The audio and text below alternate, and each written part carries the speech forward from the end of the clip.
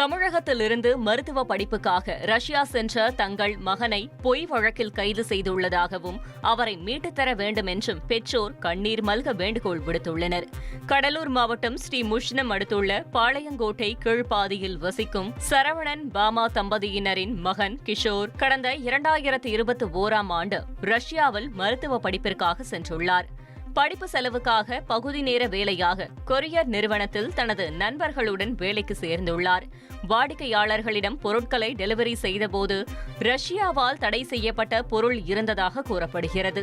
இதையடுத்து கடந்த 2023ஆம் ஆண்டு மே மாதம் போலீசார் கைது நடவடிக்கை மேற்கொண்டு சிறையில் அடைத்தனர்.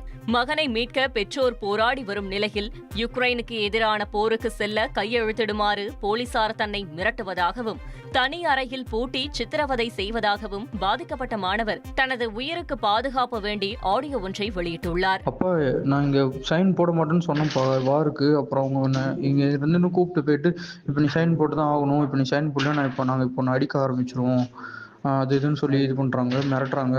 ரூமில் வந்து மூடி வச்சிருவோன்னு சொல்லிட்டு மிரட்டுறாங்க. நீ இப்போ சைன் போட்டு தான் ஆகணுன்ற மாதிரி சொல்கிறானுங்க. எனக்கு என்ன பண்ணுறேன்னு தெரில.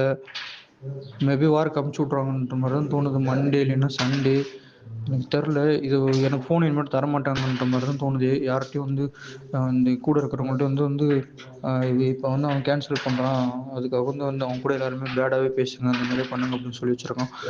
என்ன பண்ணுறதுன்னு தெரிலப்போ எனக்கு. இன்றைக்கி டக்குன்னு கூப்பிட்டு அவங்க பாட்டுக்கு சைன் போடு, நீ போகிற நாள் அன்றைக்கி அப்படின்னு சொல்கிறாங்க. இன்றைக்கி என்ன பண்ணுறதுன்னு தெரில. அவங்க பயமாக இருக்குப்பா. இது பாருங்கள், கொஞ்சம் பேசுங்கப்பா, கொஞ்சம் எம்பசிக்கிட்டேச்சு. ஐயா, தமிழ்நாட்டு முதல்வர்களுக்கு ரொம்ப இது கஷ்டத்துல இருந்து ரஷ்யனோட ஆர்மியில இருந்து இந்த வாய்ஸ் மெசேஜ் அனுப்புறேன். இன்னைக்கு என்ன பண்றேன்னு தெரியல, என்னை ஏமாத்தி இந்த வாரம் அமுச்சு விட்டாங்க. எனக்கு செம பயமா இருக்குங்க ஐயா, இந்த இடத்துல இருந்து காப்பாத்துங்க. என்ன பண்றேன்னு தெரியலங்க ஐயா. போய் சொல்லி என்ன அமுச்சு விட்டாங்க. எல்லார்ட்டும் ஹெல்ப் கேட்டேன், என்ன பண்றேன்னு தெரியல எனக்கு. இங்க கொன்றுவாங்க போல எனக்கு.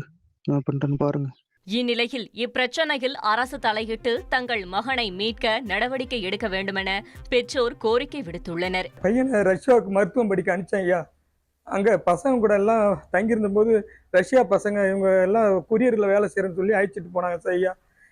அந்த கொரியரில் ஏதோ ட்ரக்ஸ் வச்சு ஏமாற்றி எங்கள் பசங்களை அங்கே ஜெயிலில் போட்டாங்க ஐயா. அதுலேருந்து 2 வருஷமாக நாங்கள் நடவடிக்கை எடுத்துக்கிட்டு இருக்கோம் ஐயா.